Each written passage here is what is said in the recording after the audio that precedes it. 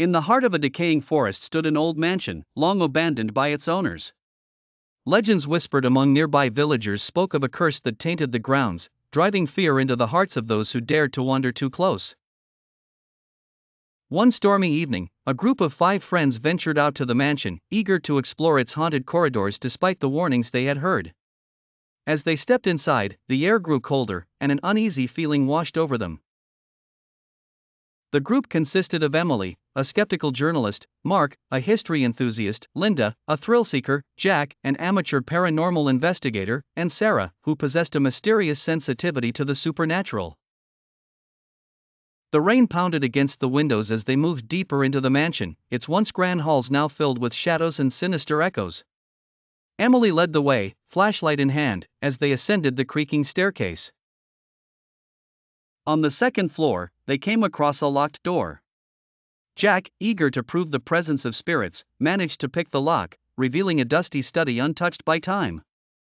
They entered cautiously, the flickering beam of their flashlight scanning the room.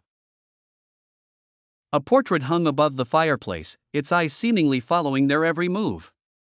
Mark's curiosity got the best of him, and he reached up to touch the frame. As his fingers brushed the surface, the temperature in the room plummeted, and a strange, guttural whisper filled the air.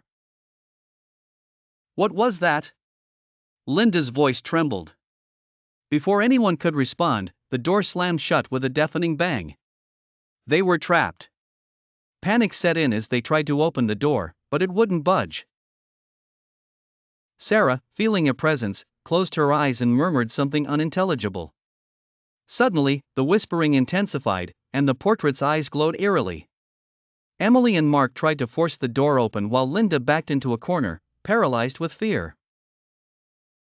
Jack aimed his camera at the portrait, hoping to capture evidence of the supernatural, but the device suddenly malfunctioned, its screen displaying only static. "We need to get out of here."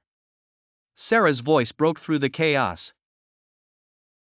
She spoke with an authority that commanded attention. "There's something here that doesn't want us to leave." In a desperate bid for freedom, they pushed against the door together, and it finally gave way. They stumbled out into the hallway, breathless and shaken. But their ordeal was far from over. The mansion seemed to come alive with malevolent intent, doors slamming, walls creaking, and disembodied footsteps echoing around them. Guided by Sarah's intuition, they navigated the labyrinthine halls, each turn more disorienting than the last. They reached the main entrance, only to find it blocked by a force they couldn't see. Just as despair began to set in, Sarah's eyes turned white, and she began to chant in an ancient language. The air vibrated with energy, and a spectral figure materialized before them. The friends watched in terrified awe as the ghostly apparition extended a skeletal hand toward Sarah.